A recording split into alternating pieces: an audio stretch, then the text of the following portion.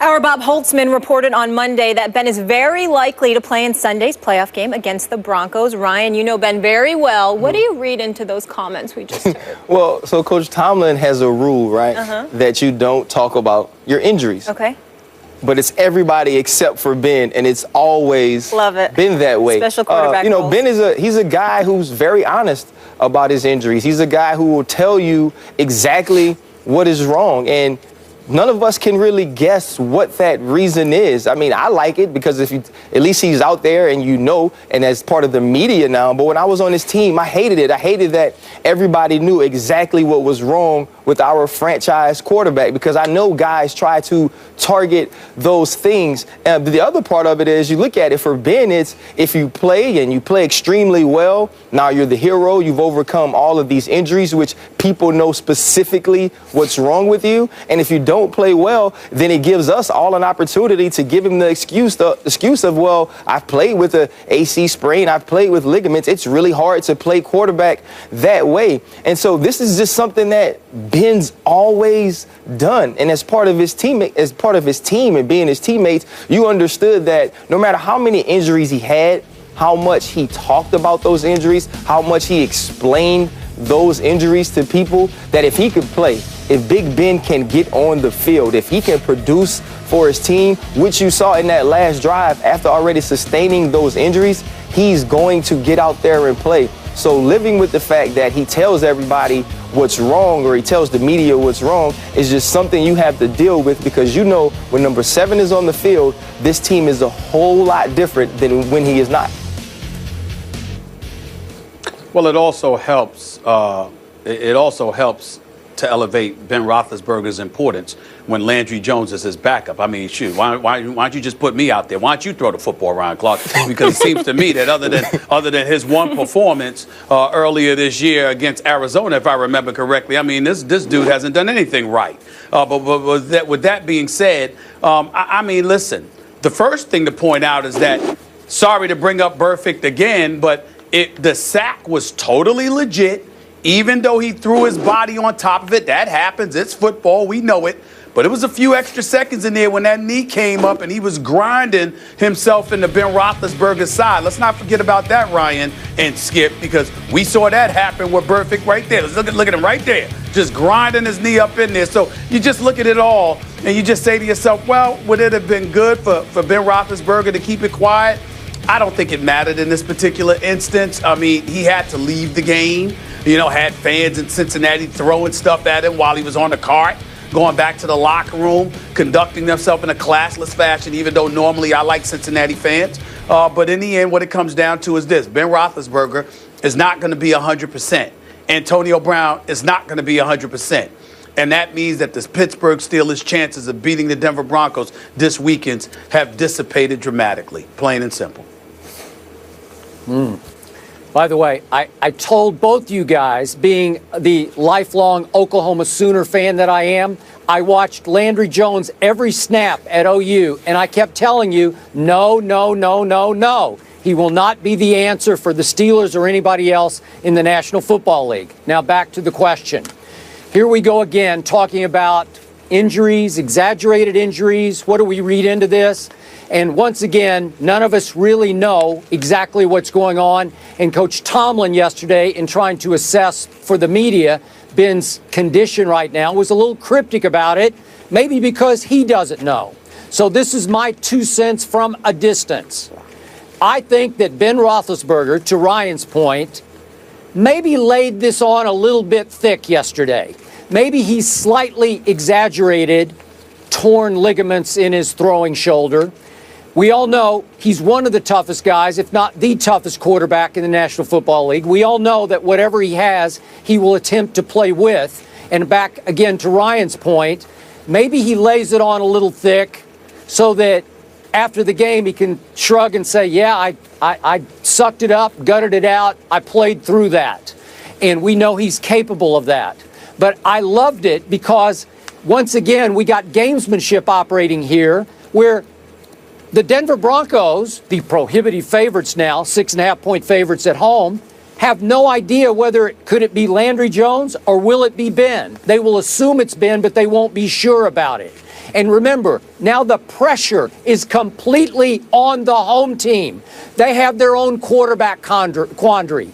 Here comes Peyton Manning back after X weeks out, torn plantar fascia. Is he going to be 100%? Will he be able to play the way he did in the second half the last time we saw him?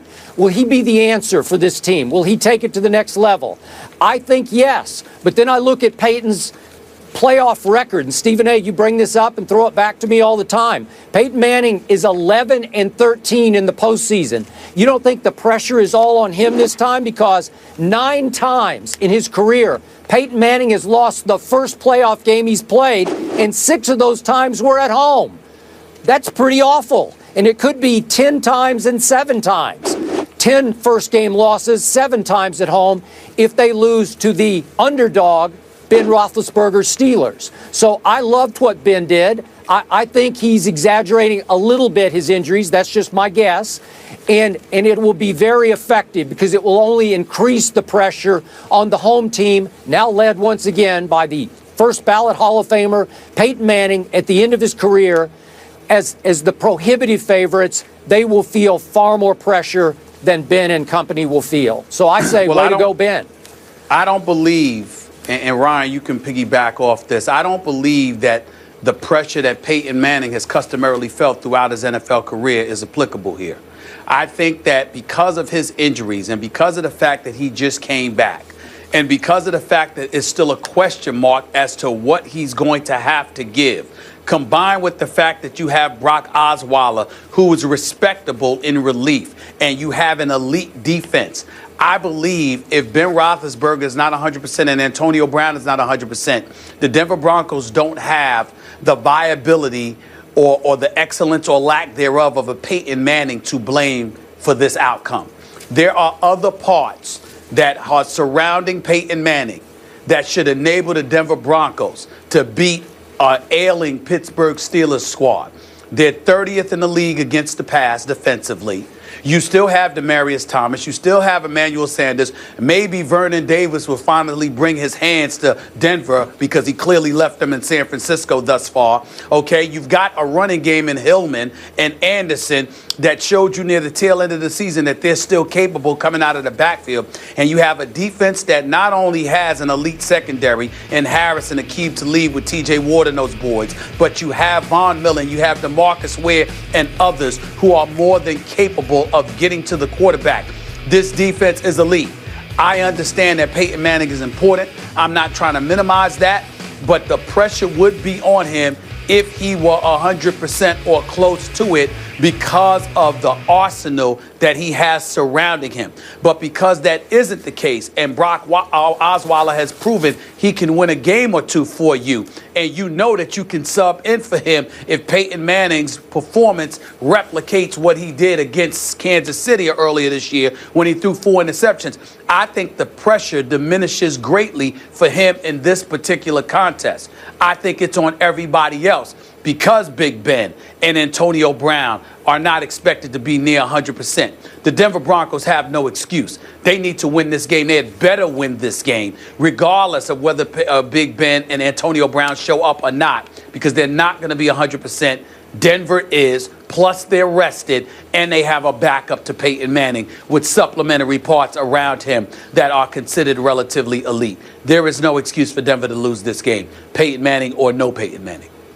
Yeah, well, I totally agree with that. If you look at this, Peyton Manning's success doesn't necessarily directly correlate with the Denver Broncos right now. We've seen this team win without him. Those Indianapolis Colts teams had no chance if Peyton Manning wasn't playing. This team is built up in different ways. It's not built around what Peyton Manning can do. But the one thing I do know is, per their meeting a few weeks ago, the two people the Denver Broncos do not want to see are Ben Roethlisberger and Antonio Brown. Chris Harris Jr. is one of the best cornerbacks in the NFL. Got 8 up.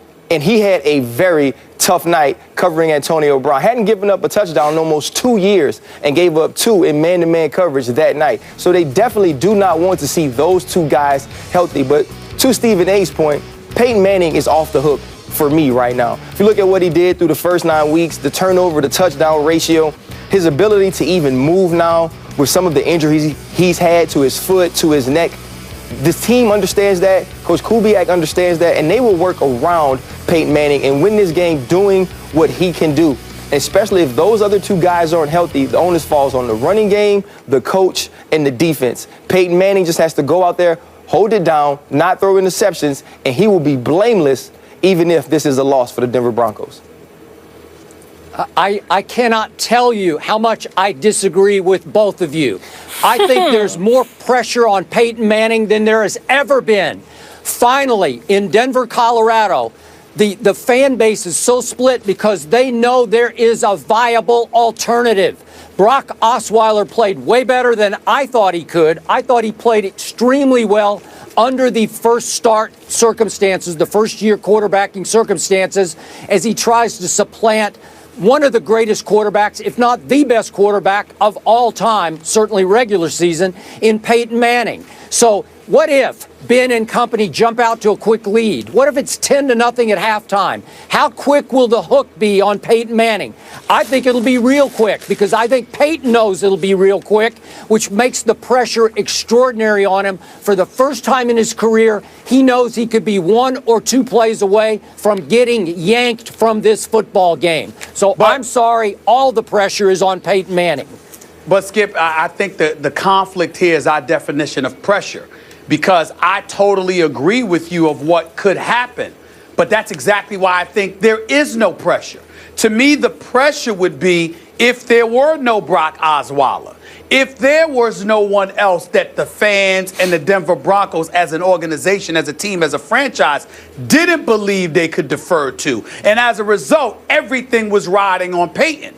But the fact that they have Brock Osweiler to lean on, that he's capable of coming off the sideline and stepping right in to produce for you, combined with the other parts around them, both offensively and defensively, is why the pressure on Peyton Manning is minimal. If he doesn't play well, so what? We yank him, we put in Brock Osweiler, but we still have our team intact. If he does play well, all the better.